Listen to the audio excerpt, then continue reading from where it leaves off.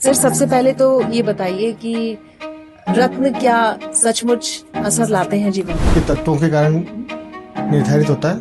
तो आप ग्रहों से कैसे समझे रत्नों को?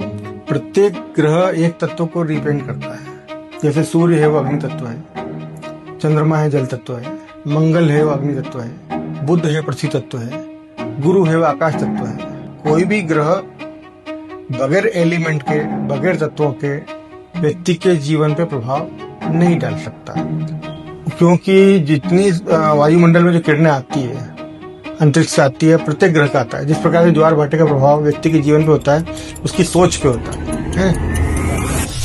नमस्कार, आप देख रहे हैं मंथन, जहां हम बात करते हैं लाइफस्टाइल, वेलनेस एंड इनोवेशन।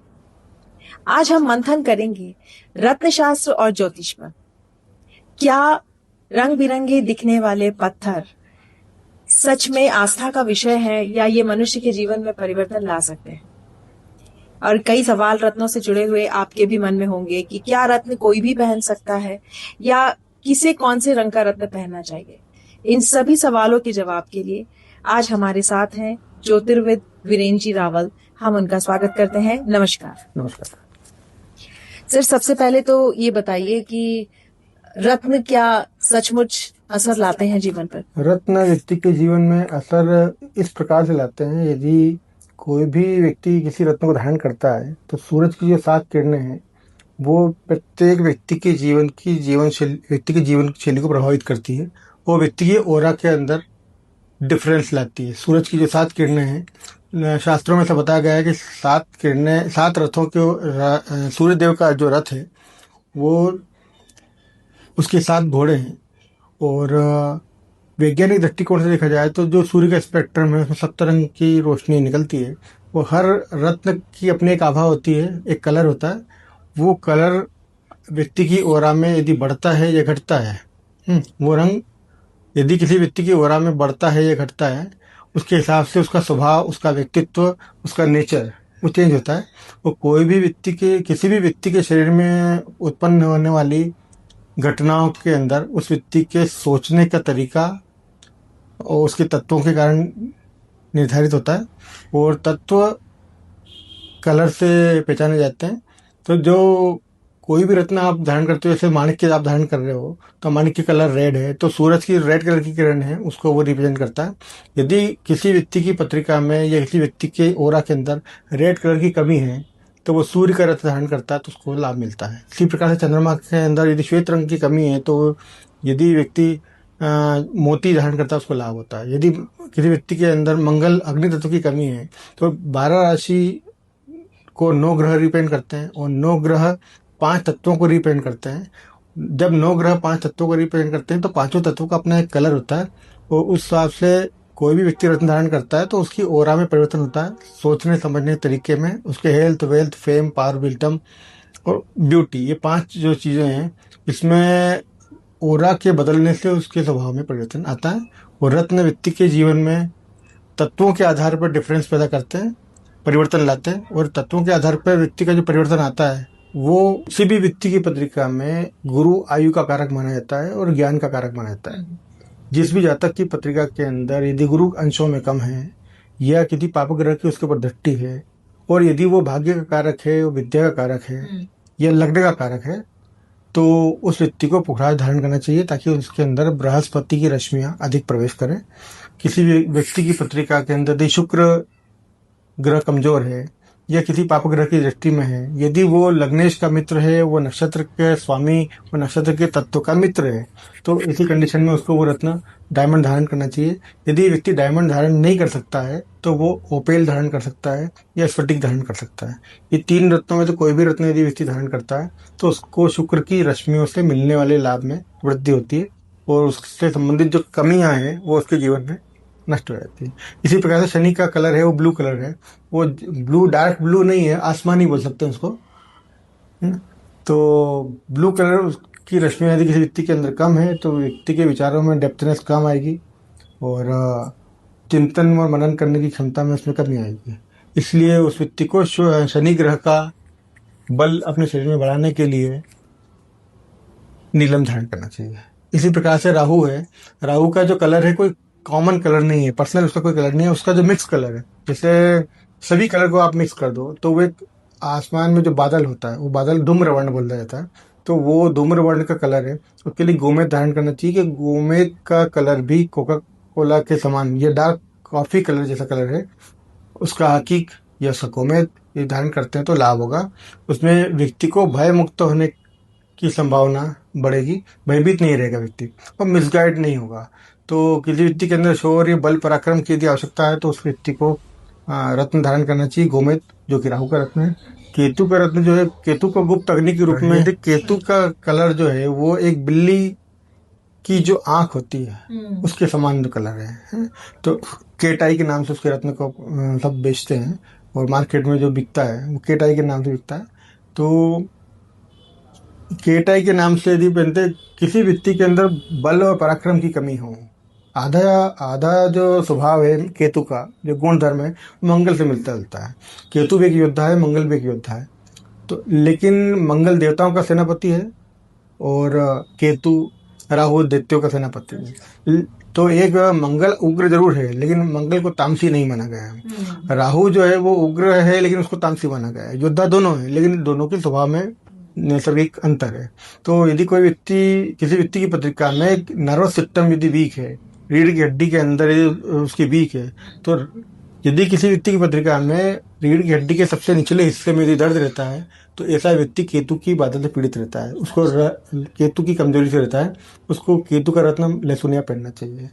और वो केतु का जो तत्व है वो गुप्त अग्नि है और राहु का जो है वो वायु तत्व है, वायु प्लस आकाश तत्व है। तो क्या रत्न बिना विश्वास के काम करते हैं? नहीं, विश्वास आप रखें या ना रखें, मंत्र एक वैज्ञानिक प्रोसेस है। आप सूरज की धूप में विश्वास रखें या ना रखें, संसार में उसके कारण जीवन उत्पन्न हो रहा है, पल रहा है, उसके न होने पे जीवन खत्म हो जाएगा संसार से। औषधियों का कारक चंद्रमा को माना गया है। चंद्रमा की जो रोशनी औषधियों पे, वनस्पति पे पड़ती है, उससे वनस्पति गुण प्रभावशाली होते हैं। क्यों कहा गया था कि लक्ष्मण जी को जो घाव लगा है उसकी औषधि, संजीवनी औषधि रात्रि में ही लेकर आना है ना। 8 प्रकार की औषधि हैं जो रात्रि में प्रभावशाली होती है और उसका कारक, उसको चंद्रमा बल देता है तो वो अमृत तुल्य हो जाता है। तो औषधियों का कारक चंद्रमा है। तो आप चाहे उसको, तो वो औषधि रात्रि में ही लेके आया और सुबह सूर्योदय के पहले वो उनको उपचार के रूप में दी गई, तो उसका प्रभाव बॉडी पे पड़ता ही पड़ता है। आप उसको श्रद्धा से पहनो या बगैर श्रद्धा से पहनो, असर पड़ेगा। आप धूप में खड़े रहोगे तो सूर्य नारायण है, लेकिन आप मई जून के महीने में धूप में खड़े नहीं रह सकते। 4 घंटे यदि खड़े हो जाओगे तो नारायण आपको बचाएंगे नहीं, आदमी झुलस जाएगा, है ना। तो इससे हर ग्रह का सूर्य की किरणें दिखाई पड़ती है, चंद्रमा की किरणें दिखाई पड़ती है। मंगल, बुध, शुक्र, शनि, राहु, केतु, इन सब का स्वभाव है, लेकिन हमारी बॉडी उतनी सेंसिटिव नहीं है, हमारी अनुभव की इंद्रिय उतनी सामर्थ्यवान नहीं है।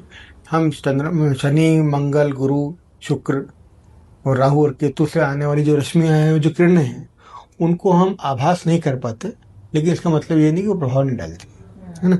रत्न एक वैज्ञानिक प्रोसीजर है और रत्न विज्ञान एक वैज्ञानिक है, वो ऑर्थोडॉक्स वाली बात उसमें नहीं है, रूढ़िवादी सब पहनते आए हैं इसलिए हम पहन रहे हैं, ऐसा बिल्कुल भी नहीं है ना। तो ये बताइए कि रत्नों का और ग्रहों से क्या संबंध है? जैसे अभी आपने बताया कि रंगों के अनुसार की जो रंग, एक पर्टिकुलर रंग जो है वो सूर्य के अलग अलग रंगों को, हर रत्न का रंग रिप्रेजेंट करता है। तो अब ग्रहों से कैसे समझे रत्नों को? प्रत्येक ग्रह एक तत्व को रिप्रेजेंट करता है। जैसे सूर्य है वो अग्नि तत्व है, चंद्रमा है जल तत्व है, मंगल है वो अग्नि तत्व है, बुध है पृथ्वी तत्व है और गुरु है वो आकाश तत्व है, शुक्र है जल तत्व है, शनि है वायु तत्व है और आकाश तत्व दोनों है। तो इसी प्रकार, और राहु है वो मिक्स है, अग्नि, वायु और आकाश का जो मिक्स तत्व है वो राहु है ना। राहु तो इसी प्रकार से वो कोई भी ग्रह बगैर एलिमेंट के, बगैर तत्वों के व्यक्ति के जीवन पे प्रभाव नहीं डाल सकता, क्योंकि जितनी वायुमंडल में जो किरणें आती है अंतरिक्ष से आती है, प्रत्येक ग्रह का आता है। जिस प्रकार से ज्वार भाटे का प्रभाव व्यक्ति के जीवन पे होता है, उसकी सोच पे होता है, उसी प्रकार से सूरज की रोशनी में यदि आदमी आंख बंद करके भी खड़ा हुआ है, आंख बंद भी है, तो भी उसके स्पर्श, उसको रोशनी का स्पर्श उसकी त्वचा पे महसूस होगा। चंद्रमा की रोशनी यदि आदमी, कोई व्यक्ति है, वो रात्रि में भी है, तो भी वो अपने घर के भीतर खड़ा हुआ है और एक बाहर खड़ा हुआ है, तो उसकी चंद्रमा की किरणें उसको महसूस होगी, अपनी स्किन पे भी होगी और बंद आंखों में भी होगी।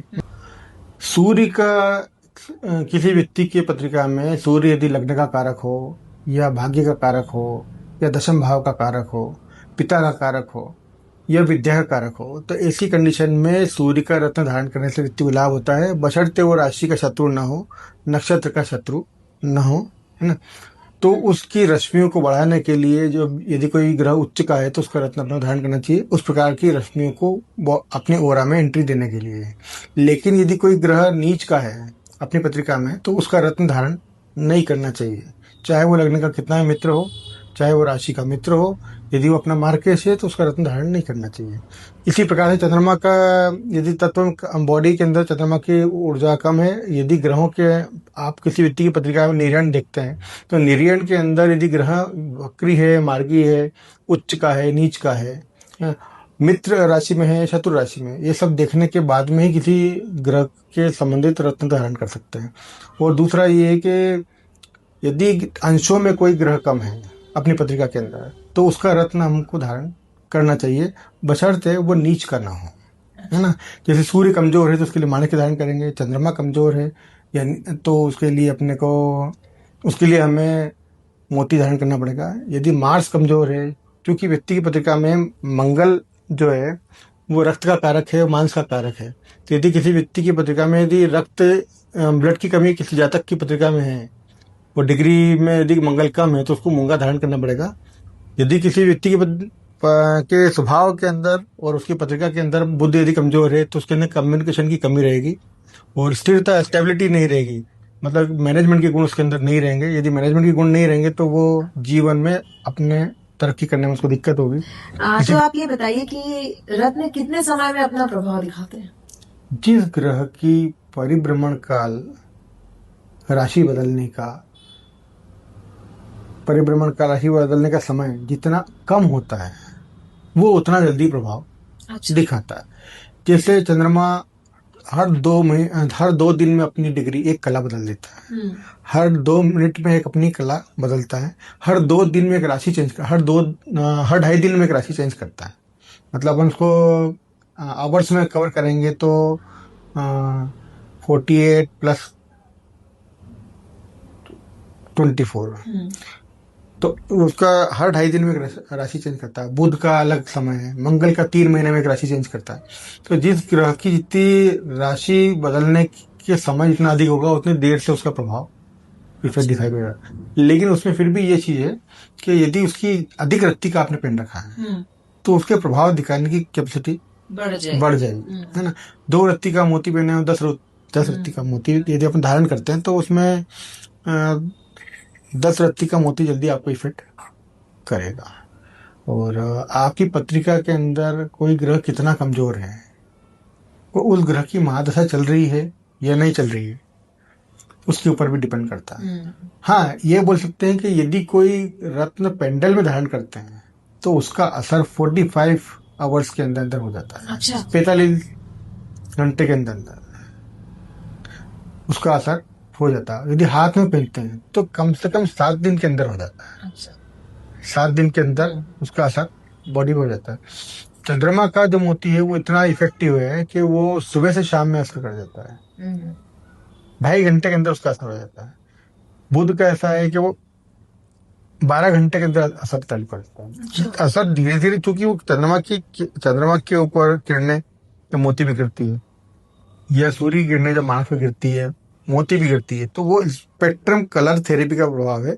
आदमी की ओरा में अचानक रातों रात परिवर्तन नहीं होता है, लेकिन शनि शनि होता है। जैसे एक पानी का ग्लास है, उसके अंदर आप इंक का एक बूंद डाल देते हो, तो वो धीरे धीरे धीरे धीरे एक टाइम आता है वो पानी ब्लू कलर का हो जाता है। उसी प्रकार से आपकी ओरा के अंदर जो दूसरा कलर जो कम है, तो उसकी किरणें जो सूर्य के माध्यम से आती है, तो वो जब उस रत्न के ऊपर पड़ती है, वो रत्न पत्थर लाइट को एब्जॉर्ब करता है और बॉडी के अंदर भेजता है। कांच रोशनी को रिफ्लेक्ट करता है, तो वो उसका रत्न का कांच का यदि बना हुआ स्टोन है तो वो बॉडी को कोई फायदा, no effect no side effect. लेकिन रत्न है तो वो बॉडी, रत्न के ऊपर रोशनी पड़ेगी, वो रोशनी ओरा में जाएगी और धीरे धीरे काम करेगा। रत्न किसी व्यक्ति के भाग्य को अचानक भाग्य को बदलता नहीं है। रत्न आदमी की ओरा को चेंज करता है, ओरा स्वभाव को चेंज करती है, स्वभाव तत्वों को चेंज करता है, उसके आसपास लाइफ में चेंज जाता है। शनि शनि आता है लेकिन परमानेंट आता है। ये इस तरह से समझना है रत्न को हाँ, कि वो ऑरा में आपकी आपका ऐसा करेगा।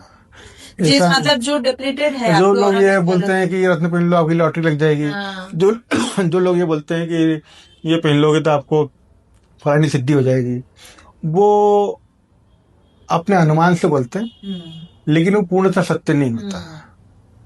कभी कभार कोइंसिडेंस ऐसा हो जाता है कि लोगों को लगता है इस रत्न को पहनते से ही मेरा मकान ले लिया मैंने, या इस रत्न को पहनते से ही मेरा एक्सीडेंट हो गया, तो ऐसा नहीं है। लेकिन यदि कोई ग्रह स्टोन उसी ग्रह की मादा से चल रही है, उसी के अंदर से चल रही है, उसी ग्रह की प्रत्यंतर दशा भी चल रही है, वो काम भी उसी फील्ड का कर रहा है, तो वैसे फील्ड में उसको कभी कभार यदा कदा एट ए टाइम परिणाम दिखाई पड़ते हैं। हाँ, तो बेसिकली प्रिंसिपल ये है कि जो आपके ऑरा में डिप्लीटेड कलर है, अगर उस कलर का अपन स्टोन पहनते हैं तो वो आपका जो कलर आपकी बॉडी को सूट करता है, जो ग्रह और उससे संबंधित रश्मियां आपकी बॉडी को फायदा पहुंचाती है, ये ग्रोथ के लिए प्रभावी है, प्रभावकारी है, ये निर्णायक है, उनका रत्न पहनने से फायदा है। और इसीलिए कहते हैं कि वो जो रत्न है वो स्पर्श होना शरीर से जरूरी है। हाँ, रत्न होना जरूरी। अब वो आप डायमंड के लिए ऐसा बोलोगे तो डायमंड के अंदर 90% रत्न जो है वो बॉडी टच नहीं होता है, और बॉडी से टच होने वाला रत्न पहनने के लिए आदमी को 1-1 करोड़ रुपए का रत्न पहनना पड़ेगा, तो जो एक आम आदमी की पहुंच के बाहर हो जाएगा। तो ऐसा व्यक्ति छोटा डायमंड पहनेगा, लेकिन वो साथ में स्फटिक का मोती या स्फटिक की माला या स्फटिक का पेंडेंट अंगूठी बना के पहनता है, तो वो मतलब एक्स्ट्रा हो जाता है, वो बॉडी टच भी हो रहा है और ओरिजिनल रत्न भी धारण कर रखा है, उप रत्न भी पहन रखा है, तो उसको पहनने से फायदा होता है। कभी कभार तो ये देखने में आता है कि मानक की अंगूठी के अंदर डायमंड लगे होता है चारों तरफ से, तो प्रकृति के अंदर भी शुक्र अधिकांश समय सूर्य के करीब पाया जाता है। 40% ज्योतिष के अंदर जो शुक्र ग्रह है वो सूर्य के करीब पाया जाता है, क्योंकि वो परिभ्रमण काल में भी नैसर्गिक रूप से वही है, बुध शुक्र पृथ्वी मंगल ऐसा है, तो अधिकतर रहेगा। तो बस यही तरीका।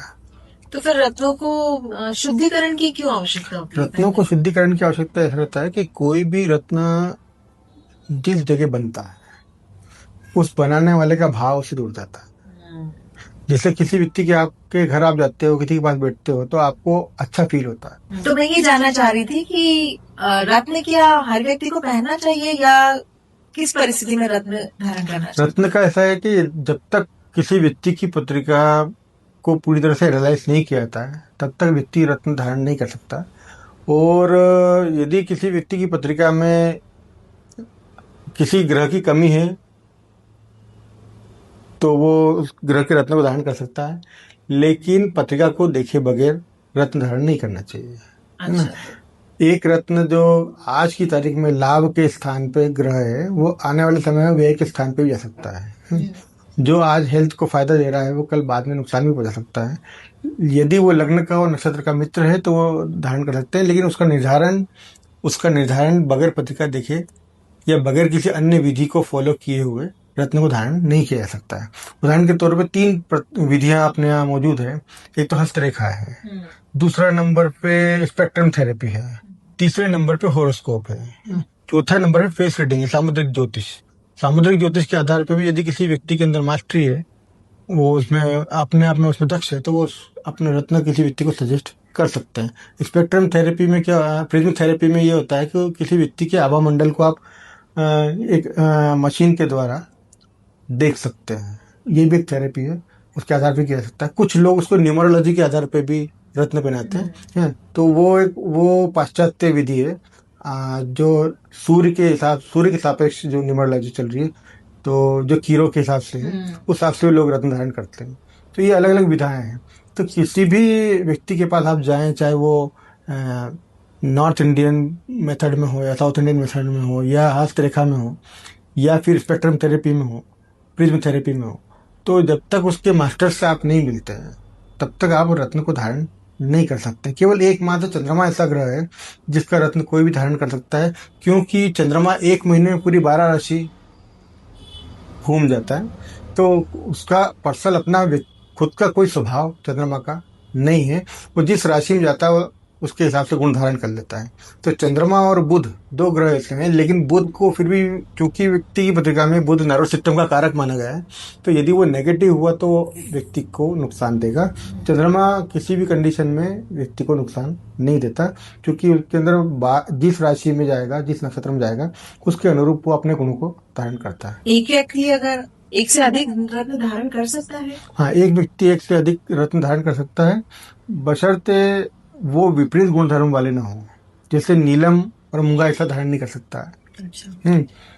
पन्ना और मूंगा धारण नहीं कर सकता है, क्योंकि वो तत्वों के आधार पर अलग है।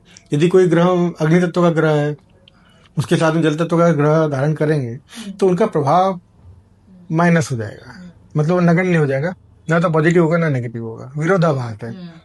और सेम पृथ्वी तत्व और जल तत्व का ग्रह यदि है, जैसे बुध और शुक्र है, उसको आप धारण कर सकते हो। चंद्रमा का जो है मोती और पन्ना आप धारण कर सकते हो, कि पृथ्वी तत्व और जल तत्व साथ में है। शुक्र और पन्ना साथ में धारण करा जा सकता है। चंद्रमा का मोती और पन्ना और डायमंड तीनों ग्रहों के रत्न है, क्योंकि वो पृथ्वी जल से रिलेटेड है, तो उनको धारण किया जा सकता है। बस यही इसी तरीके से। अंत में सिर्फ हम आपसे ये जानना चाहेंगे कि क्या आप ऐसा कोई केस हमारे साथ बता सकते हैं जिन्होंने रत्न पहना हो और बहुत उनके जीवन में अंतर आया हो? हाँ, एक व्यक्ति था, उस व्यक्ति की आयु 35 ईयर हो गई थी। 35 साल की उम्र तक उस व्यक्ति को, उसकी पत्रिका में वीनस 0 डिग्री का था। वो लग्न का मित्र था, 10वें भाव का स्वामी था। जिस भी उसका लग्न मकर लग्न था, तो उस व्यक्ति के जीवन में रोजगार, स्वास्थ्य और फैमिली लाइफ, मैरिज लाइफ, ये तीनों नहीं थी। सारे उपाय कराने के बावजूद, सारे जप कराने के बावजूद भी जब वो व्यक्ति सक्सेस नहीं हुआ, तो सक्सेस नहीं हुआ तो फिर वो कॉन्फिडेंस कोई व्यक्ति मेरे पास में लेके आया क्या, तो एक ब्रिगेडियर का भाई था, और चूंकि वो आर्मी वाले प्रैक्टिकल लाइफ जिसमें विश्वास रखते हैं, ज्योतिष को कम मानते हैं, रिलीजन को कम मानते हैं, कर्मवादी होते हैं, वो होना भी चाहिए। तो वो लेके आए, तो मैंने उनको कहा यदि इनको आप हीरा पहनाते हो या ओपल धारण कराते हो तो उनको लाभ होगा, अदरवाइज इनकी बाकी की आयु भी ऐसे ही निकल जाएगी, है ना। और किसी भी व्यक्ति की पत्रिका के अंदर वैवाहिक जीवन जेंट्स यदि है तो उसकी पत्रिका में वैवाहिक जीवन का जो कारक ग्रह शुक्र माना गया है। बगैर वीनस के की ऊर्जा के ये बलिष्ठ शरीर, आकर्षक व्यक्तित्व, पैसा, lavish life, profession, married life, संतान संभव नहीं है। और ये पहली बात तो संभव ही नहीं है, और यदि है तो वो फिल इन द ब्लैंक्स हमेशा बना रहेगा, जीवन में अपूर्णता बनी रहेगी। तो उसको जब डायमंड पहनाया, उसके लिए शुक्र ग्रह के जप भी करवाया, उसके बाद में उसको लाभ हुआ। आज की तारीख में वो एक फेमस उद्योगपति है। धन्यवाद। हम आशा करते हैं कि आज का जो ये मंथन है उसने आपके कई सवालों के लिए समाधान दिए होगा। अगर आपको ये एपिसोड पसंद आता है तो हमें कमेंट करके जरूर बताएं।